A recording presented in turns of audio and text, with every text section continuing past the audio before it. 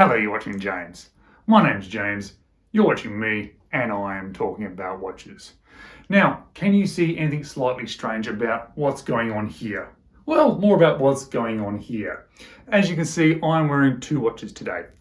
I don't normally wear two watches, it is just for this video.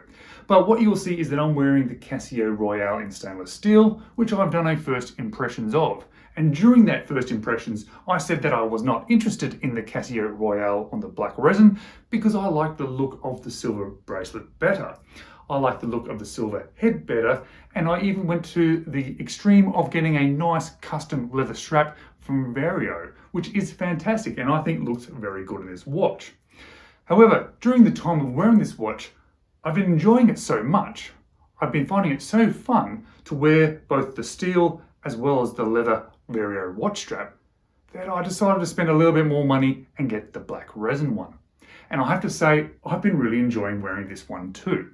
So today, I'm not only doing a full review of the Casio on the silver, I'm doing the full review of the Casio on the resin, and I'm going to do a review, or at least include in the review, the Vario watch strap as well. Because I have to say that this Casio has probably turned out to be my favorite Casio of all time. And it makes me think, why have I avoided this Casio for so long? But it also makes me think, now I understand why there's so many videos about the Casio Royale and why people get so excited about it. Now, before we jump into this threefold review, plus a leather strap, if you haven't clicked on that subscribe button, I'd really appreciate it if you did so. Now, I want to say a big thank you to Vario for supplying that leather strap for free. I will put that sponsored icon in there. They have no access to the video, they don't get to control the content. They haven't paid for any of the watches. I don't make any money out of them. They just did supply that leather strap. So I thought it best to put that sponsored icon on there. And because of that, I'm going to stick a link straight to their website if you are interested in that leather strap. No affiliate links here, just straight to their website. But let's check out this Casio Royale, and this Casio Royale, and plus that Vario watch strap. Let's have a look. So here we have my Casio's AE1200WH in both the stainless steel and the resin. And also thank you very much again to Vario for supplying this custom strap that suits these particular watches. It is how I've been wearing the stainless steel one most of the time, and I'll show you on that strap a little bit later.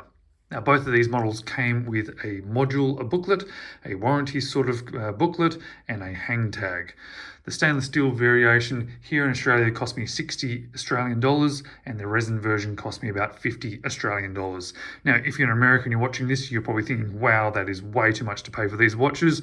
Unfortunately, that is the cheapest that is available here in Australia. So why did I buy the resin as well after buying the stainless steel? Well, it was because I've enjoyed wearing this one so much, both a little bit on the stainless steel and on that Vario strap, that I thought, oh, actually, I really want to try it out on that one too. And I did, and I think it's fantastic. I really like both of these watches, and they both have exactly the same dimensions. And across the case here, without the pushes there, it is 39.7 millimeters, an overall width of 12.6 millimeters, lug to lug of 45 millimeters, and also the lug width is a little bit of a weird one because even though it's only 17.8 millimeters, because how the stainless steel strap comes down, it feels wider than that. And on the resin, exactly the same. Effectively, it is wider than that. It sort of comes away from the case and feels a lot wider. And when you use something like the Vario strap, which is designed specifically for it, you can see there's a cutaway. So effectively, it feels wider than that 17.8 millimeters. On the stainless steel, it weighs in at 82 grams. On the resin, it is only 40 grams. Both of them are covered by a piece of flat acrylic crystal, which really feels like what it should be for this sort of, almost sort of a retro sort of feeling watch. And I'm not going to spend a huge amount of time going over all the display options and all the features that you get with the watch, with all the alarms and bits and pieces. There is a lot of videos out there talking about this watch, talking about the features, showing you how to use those features. I'm going to run through them quickly. Today, I really want to talk more about how the watch feels, how the watch looks, and what are the good and bad about the watch. This is sort of what I want to show you in this review, why you should or possibly shouldn't get this watch. If you want to know how to use every little feature, check out the other videos made by other content creators. plenty of those sort of videos out there. But just very quickly, we have a sort of analog time, which has the hour, minute, and second hand. We have the world time feature there showing you which time zone you're in. You have the time, obviously, the day of the week, and the date. If you press on that mode button, you get through to a world time feature. You get through to alarm, timer, stopwatch, and you're back to your original time zone again. Again, check out those other reviews if you want to see a lot more. On the screen here, we have 5 alarms written. Casio tells you what the buttons are, this one being the light, this one being the search, this one being the adjust and the mode. Down here, 10-year battery, absolutely fantastic. If they can do a 10-year battery in this watch, why aren't more of these Casios 10-year batteries? I don't know. If you know, leave a comment down below. Now, this watch has all the features of a lot of the Casios I look at, but they don't all have 10-year batteries. On the case itself, it says illuminator, up here, world time. They are resin cases, even though it's silver, this is a resin, just like the black one here. It's just done in a silver sort of color. The buttons, however, on this one are metal, or they feel metal anyway, same as on the resin version. On the sides, you can see that sort of line in the resin. That is pretty much how the sort of construction of it being put together, sort of molded together.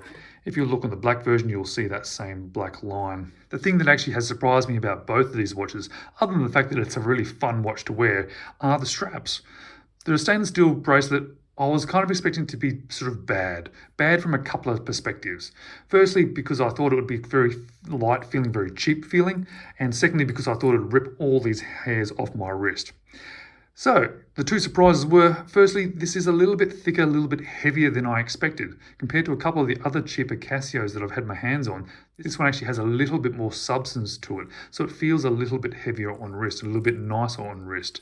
Gives it a little bit more presence, really. However, it is a rolled construction, so it does pull some hairs out. Not as many as I expected. I've had some bad situations with watches before where I start losing lots of hair. Obviously, I've got lots to lose, but this one, not too bad. A little bit, which is why I've been mostly wearing it on this Vario leather strap. But overall, better than I expected. Why do I think this is better than I expected? A very similar sort of situation. Obviously not hair pulling, it is more about the thickness and the quality. Again, some of these cheaper Casios have quite thin resin and it doesn't feel particularly nice. It doesn't feel as good as like a G-Shock where it's a little bit more substantial. Whereas this one, actually not too bad. A lot thicker and a lot more substantial than I expected. Overall, it does actually look quite nice as well. Very light on wrist. The hardware on this particular model is all plastic, but it suits the watch and it works quite well and very easy and nice to have on wrist. A lot better than I expected. And I'm not a huge resin watch sort of strap fan. It works very well from a work sort of watch perspective, but this one, I think it suits it and it actually is really quite nice. And the backlight on these watches is particularly good. Let me throw in some backlight footage just to show you. Now, it's not an illuminator. It doesn't have that nice bright blue sort of look to it. However, it is particularly good and it is very easy to read and very legible at night, which is exactly what you want from a light. So how does these watches look on my 6 3/4 inch wrist? Well, let's check out all the 3 options. Firstly, on the stainless steel bracelet, I think it actually looks really good. I like wearing it a little bit loose. Most stainless steel bracelets I do like wearing a little bit loose, but it actually has a lot more wrist presence than I expected from this watch. I think one of the reasons why I was initially avoiding buying this one was because I think it was going to be a little bit small or sit a little bit tiny, a little bit more like the F91 or something like that, whereas this one is actually a lot more substantial and it looks quite good. I like the case shape, I like the features of it, I like the slightly retro feel that it has. I really enjoy wearing this one on wrist. And also the black resin version actually looks fantastic as well. As I said, I'm not a huge big fan of resin straps, but this one, for some reason, it just works and I quite like it. You'll see there are plenty of adjustments for this. I have a 6 3/4 inch wrist and I'm down using the 4th hole. So if you had a much smaller wrist, you are going to have some space available, but you're going to end up with this big long tail. I'm not sure what they're expecting up to here. Are they expecting a 10-inch wrist? I'm not quite sure. However, it sits quite nicely. It certainly feels very secure, nice and light on wrist. It's the kind of watch that you can wear, enjoy, look down, makes you smile, but then you don't really feel that it's on your wrist. And what about it on this Vario leather watch strap? Well, firstly, I think it looks absolutely fantastic. Love that it's black underneath. Love that it's got quick release spring bars. Very easy to get it on. Great hardware. Really suits and dresses up this watch. I have to say, between the three of these, between a silver bracelet, between a resin bracelet, between a leather bracelet or a leather strap, it's almost a one watch collection. You got your work watch, you got your dressy watch, you've got your casual watch, but how does it look on the leather strap? Well, exactly what I would have expected. It looks fantastic. It fits well to wrist. Love how it integrates into the case there. So it's really good. I'm not sure if just a random leather strap at 18 mils will look good. It'll probably look a little bit dainty, a little bit funny, but because this one is custom designed for this watch, I think it looks fantastic. And to be honest, I've been enjoying it wearing it more on this leather than I have on that silver strap, only because this one does grab a few little hairs. It feels a little bit jingly and jangly, but this one, it just feels cool, interesting, and a bit casual. And not for too much money, you end up with a really fun watch. So what do I like about these watches? What don't I like about these watches? But what would I change? Well, let's talk individually, I guess. Firstly, about the silver one. I really like the look of that silver. I think it's very sort of a dressy look. And I love that having that leather strap gives me that option of going back and forth between slightly dressy, slightly casual. Certainly is more comfortable on the leather strap, and I think it looks quite good.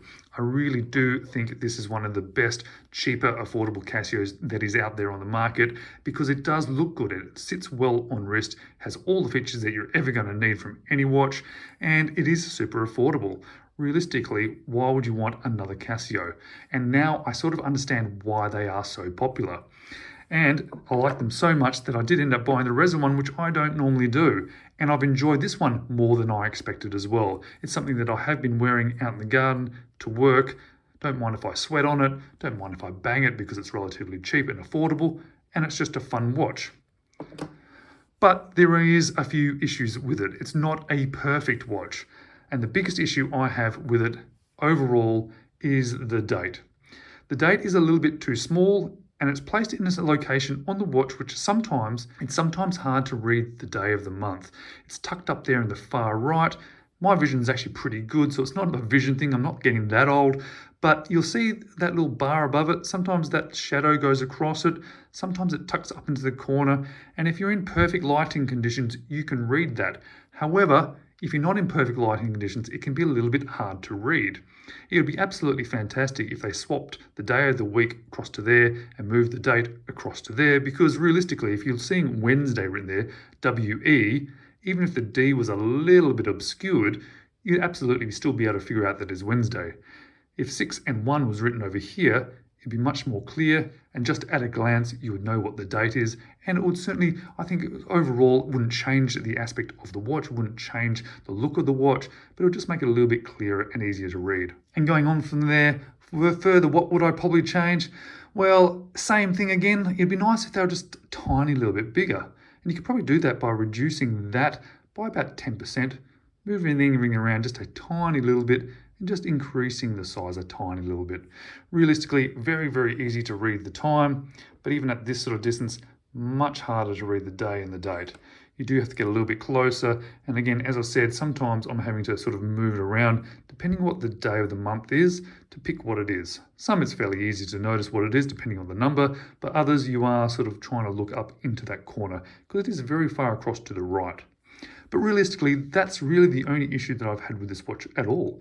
Other than that, a very fun watch to wear, to look at, to enjoy, and to own. But let's flip the camera around now. Let's get back to me, and I'll give you some of my final thoughts of my Casio Royale.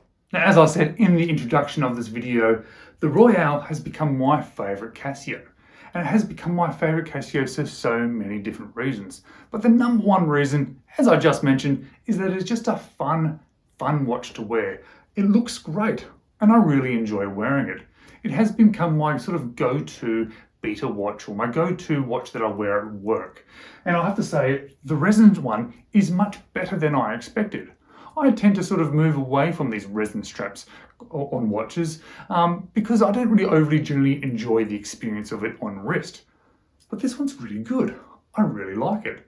And I'm going to say that even though this is the one that I bought knowing that I wanted to wear, that one there is actually the one that I've worn the most.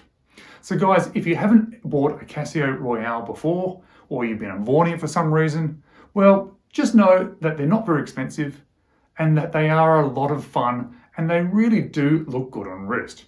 So if you are even remotely interested, it might well be worth picking one up. And if you are wanting to pick one up, just have a look in your local area, generally online, and you'll generally find a good price for them. And if you're lucky enough to live in the United States, well then you can pick them up for almost no money and you should be buying one right now. Go to one of those big Walmart places, pick one up and enjoy. Make me feel jealous about how little you actually paid for it versus the prices that I have to pay here in Australia. Alright guys, thank you so much for watching. I really do appreciate it. I hope to see you in the next video.